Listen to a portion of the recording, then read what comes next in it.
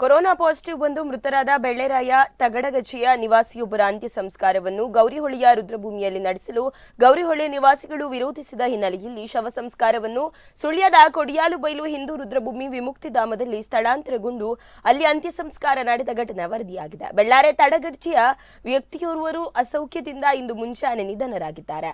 ಇವರು ಕೊರೋನಾ ವರದಿಯು ಪಾಸಿಟಿವ್ ಆಗಿತ್ತು. ಇವರ ಅಂತ್ಯ ಸಂಸ್ಕಾರವನ್ನು ಬೆಳ್ಳಾರೆ ಗೌರಿಯಲ್ಲಿರುವ ರುದ್ರಭೂಮಿಯಲ್ಲಿ ನೆರವೇರಿಸಲು ಗ್ರಾಮ ಪಂಚಾಯತ್ ಆಡಳಿತ ಮಂಡಳಿ ನಿರ್ಧರಿಸಿ ಗೌರಿಹೊಳೆಗೆ ಬಂದು ಸಿದ್ಧತೆ ಮಾಡತೊಡಗಿದ್ರು.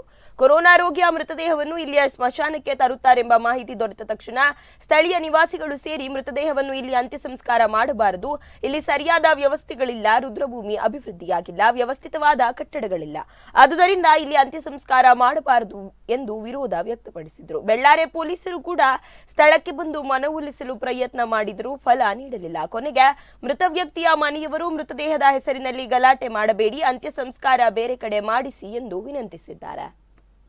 ನಂತರದಲ್ಲಿ ಮೃತದೇಹವನ್ನು ಸುಳ್ಯ ಬಳಿಯ ಉಬರಡ್ಕ ಗ್ರಾಮ ಪಂಚಾಯತ್ ವ್ಯಾಪ್ತಿಯಲ್ಲಿ ಶವ ಸಂಸ್ಕಾರ ನಡೆಸಲಾಯಿತು.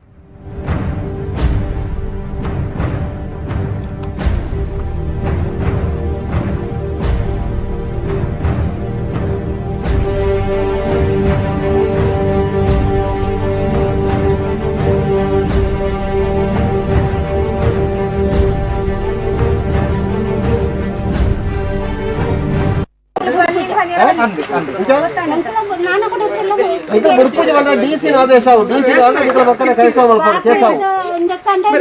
ಈಗ ಆನಲ್ಲ ಯಾಕಂದ್ರೆ ಬರಬಲ್ಲೆ ಅದಲ್ಲ ನಿಮಗೆ ಬಣ್ಣ ಜನ ಗೊತ್ತಿಗೆ